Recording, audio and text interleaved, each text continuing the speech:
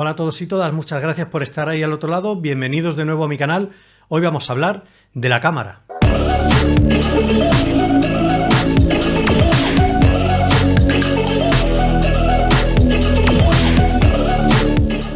Para poder hacer vídeos de calidad y que nuestro mensaje llegue al espectador, no hace falta tener la mejor cámara del mercado. Si conocemos bien la cámara que tenemos, podemos exprimirla al máximo y sacar todo su potencial. Porque también hay otros factores que influyen a la hora de realizar un buen vídeo, como es la iluminación, la composición, la historia que estás contando. Pero vamos al lío. Os voy a contar los 3 parámetros básicos de funcionamiento de la cámara que tenéis que conocer y cómo se relacionan entre ellos.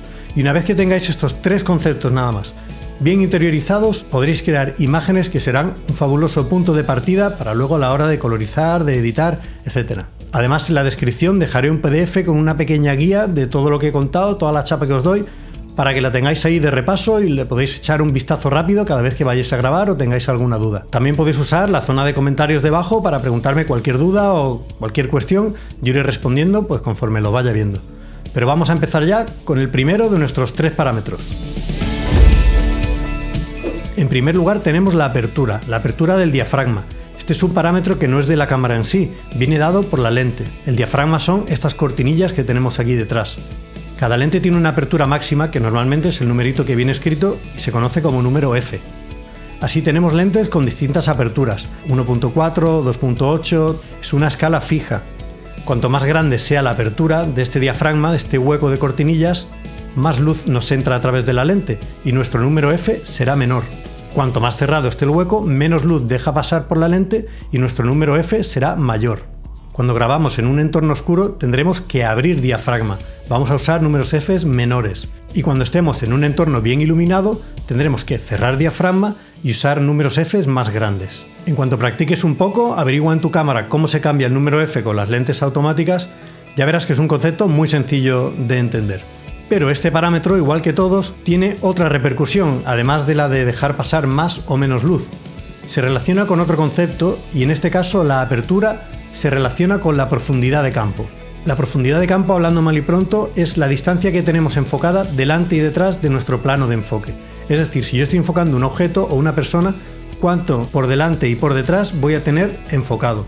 Con números F altos, la profundidad de campo será muy larga. Voy a tener enfocado a veces hasta casi el infinito.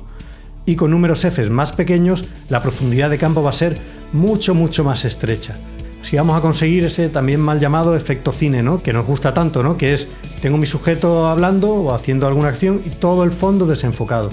Eso lo conseguimos con un número F pequeño. En segundo lugar tenemos la velocidad de obturación. Se trata del tiempo en el que está expuesto el sensor de la cámara a la luz. Si lo tenemos expuesto muy poco tiempo, con una velocidad de obturación muy alta, pues va a llegar menos luz al sensor y nos va a producir una imagen más oscura.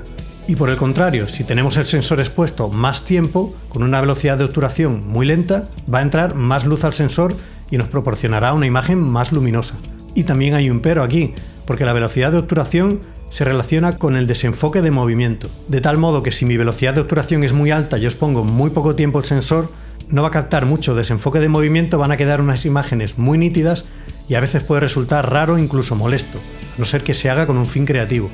Y al contrario, si mi velocidad de obturación es muy baja, expongo el sensor mucho tiempo, cualquier movimiento se me va a ver muy desenfocado, incluso ya raro. Por eso seguimos una pequeña fórmula muy sencilla para vídeo, que es usar un número que sea el doble de los fotogramas por segundo a los que estamos grabando. Esto es muy sencillo, si estamos grabando a 25 fotogramas por segundo, pondremos la velocidad de obturación a 1 partido 50. Si estoy grabando a 24 fotogramas por segundo, la velocidad de obturación debería ser 1 partido 48. La velocidad de obturación siempre es una fracción de 1.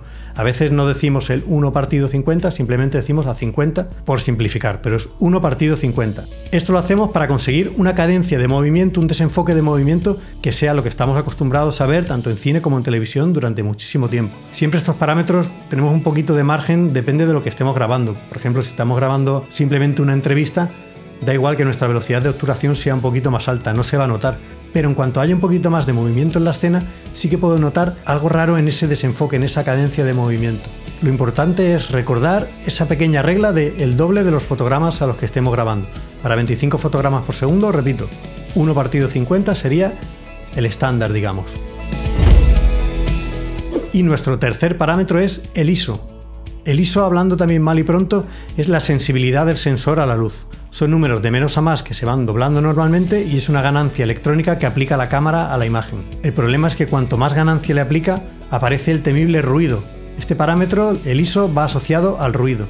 En las cámaras digitales, ya sea una cámara de cine o un teléfono móvil, a mayor ISO, mayor ruido.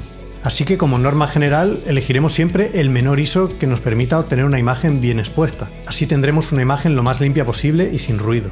Pero también es cierto que en cámaras más avanzadas hay determinados ISOs que nos van a permitir aprovechar el máximo del rango dinámico del sensor, por lo que también habrá que estar pendiente a eso. Bueno, haciendo un breve resumen, los tres parámetros que nos van a permitir conseguir una imagen bien expuesta, una imagen correcta, son la apertura de diafragma, de la que depende también la profundidad de campo de la imagen, la velocidad de obturación, que está relacionada con el desenfoque de movimiento, la cadencia de movimiento. Y por último, el ISO o la sensibilidad, que está relacionado con el ruido a la imagen. Estos tres parámetros son como vasos comunicantes. Podemos quitar de uno, subir de otro para compensar, según pues el equipo con el que contemos, la escena que estemos grabando o decisiones meramente creativas. Por ejemplo, para desenfocar un fondo, si estamos grabando una entrevista o una escena de diálogo y queremos sacar el fondo desenfocado, usaremos un número F pequeño, una apertura de diafragma grande, con el número F pequeño. ¿Qué pasa? Que entonces entra mucho más luz. Tengo que compensar de otra manera, o bien bajando el ISO o bien subiendo la velocidad de obturación, pero ya sé que si la subo mucho el movimiento se me va a ver raro, entonces tengo que compensar de otra manera. Si vosotros interiorizáis bien estos tres conceptos, apertura de diafragma, velocidad de obturación y el ISO, la sensibilidad de la cámara, conociéndolos bien ya estáis preparados para grabar cualquier cosa. Las posibilidades a partir de ellas son infinitas y la mejor manera de aprenderlos e interiorizarlos es practicar, practicar y practicar. Así que sacad la cámara del fondo del armario o pedírsela que os la devuelva a vuestro cuñado y os ponéis a practicar, porque ahora otra cosa no, pero tiempo tendréis, ¿no? Espero que os haya gustado, haber sido útil, que no haya sido demasiado lioso. Son en realidad tres conceptos básicos que tenéis que controlar a la hora de grabar vídeo. Si os ha gustado, pues le dais un like, os suscribís, compartís, todo eso que ya sabéis que tenéis que hacer y yo os veo en el próximo vídeo.